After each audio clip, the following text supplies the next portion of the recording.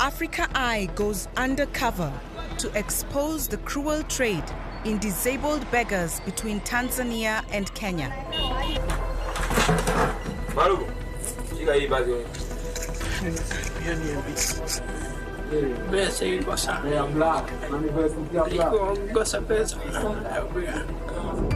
We show how mothers are tricked into giving up their own children. Mama, unaweza tena rudi?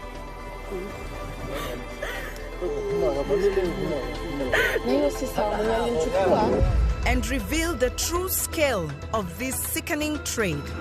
Oh my goodness. 2, 3, 4. So far we've counted more than 10 that have come out of this building. We go inside the trafficker's den to expose its darkest secrets.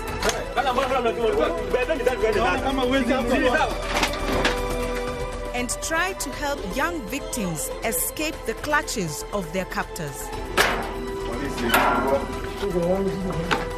Oh my God.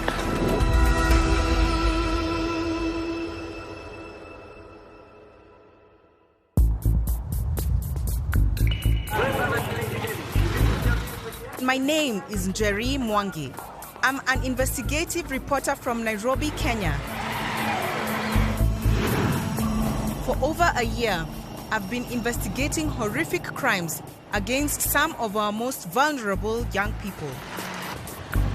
As I travel through the streets of Nairobi, I often notice large numbers of disabled kids begging.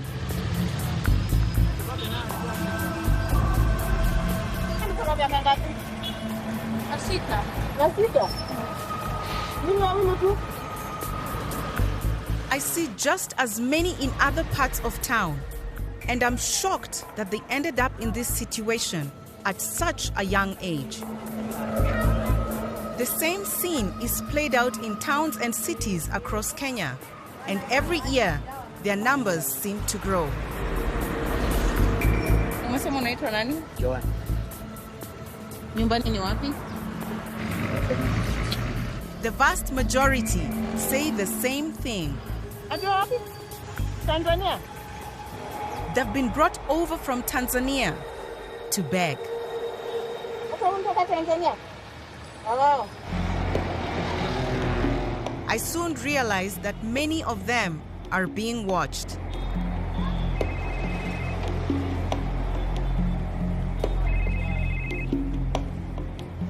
Hello.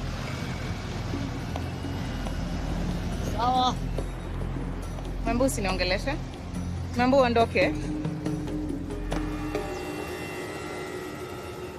He was kind of warming up, but then he got a phone call. I think there's someone watching him and telling him what he needs to do and what he cannot do.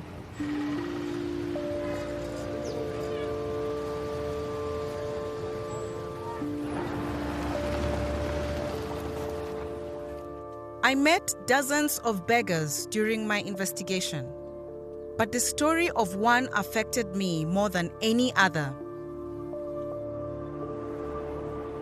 His name is Farah, and as I was to discover, he has been enslaved by traffickers for nearly half of his young life. Sasa. Nakusalimia tena. Nolikuja Kenya aje? Again, Dad. Haujawahi ongea na mama yako tangu? Wana namba ya mama. Ana na mama. Namba ya mama wangu kufuta wote. Tukapata namba yake, nikampigia simu. Unaweza mwambia nini? Nawambia nirudi home. Money. As a mother myself, I can't imagine what this family has gone through or the kind of abuses Farah has suffered during his time on the streets. Nini ama nani una miss nyumbani zaidi? Mama. Mom. Nani mwingine? Wote tu. Wote. Baba zangu. Na ujue umekaa huku muda gani? Tauli, nijue ganda. Nimesema kwa sababu mbaya nyumbani. Ukapatana na mama yako saa hii utamwambia nini? Nawambia tu nilikaa Kenya. Ikawa sababu ulipaya nyumbani. Hiyo tu ndio maombi yangu, ya kwamba siku moja utarudi nyumbani uone mama yako. Sawa. Mimi nataka kukusaidia.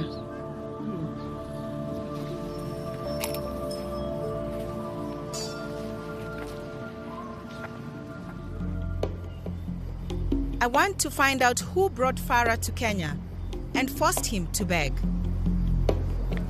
One evening, we follow him back to a shack in a poor neighborhood of the city, Kariobangi. I recruit an investigator to go undercover and find out who is holding Farah and how he's being treated. She quickly manages to get a job as a cleaner in the shack where it appears Farah is held captive. Armed with a secret camera, she turns up for her first day of work. Inside is a man called Zengo, who appears to be in charge. Also disabled, he can only walk using crutches. My investigator later learns that Zengo has just been released from police custody. He was arrested for handling a stolen TV, though Zengo says he is innocent.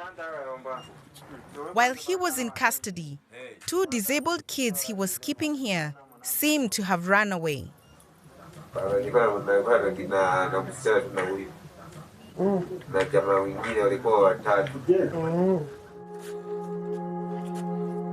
But Farah, paralyzed from the waist down, was unable to escape.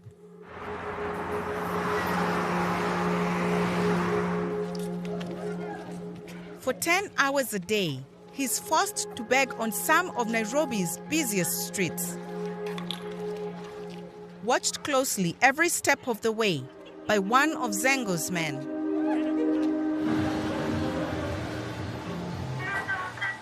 Each evening, he's wheeled back to the shack by his minder.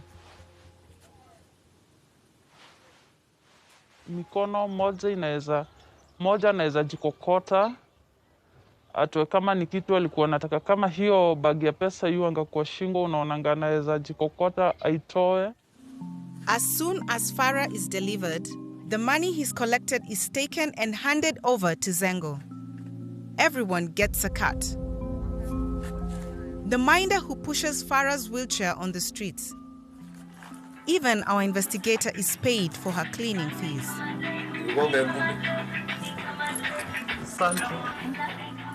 All except Farah, who doesn't receive a penny. Vanya nilienda kwa hii nyumba, nilikuwa nasikia vibaya, nikiona vile huyu kijana anatumiwa kwenda kumake dough, na hakuna kitu yoyote yurudi pande yake. The same pattern repeats itself daily. On average, Farah brings in 2,000 Kenyan shillings, or $18 each day from begging. Every last penny is taken from him and shared between Zengo's cronies.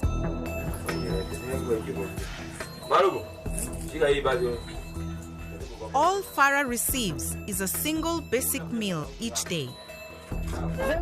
It's clear that Farah is being exploited terribly.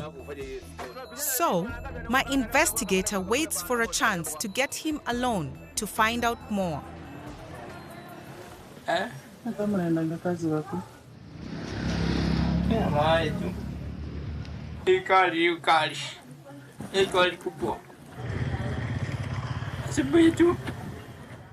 Sasa zenye kuna mvua mkienda mnasimamanga mahali usinyeshewe. Unanyeshewa. Hivyo tu unyeshewa hapo ndio. Na ukigonjeka unapeleka kwa hospitali? But how did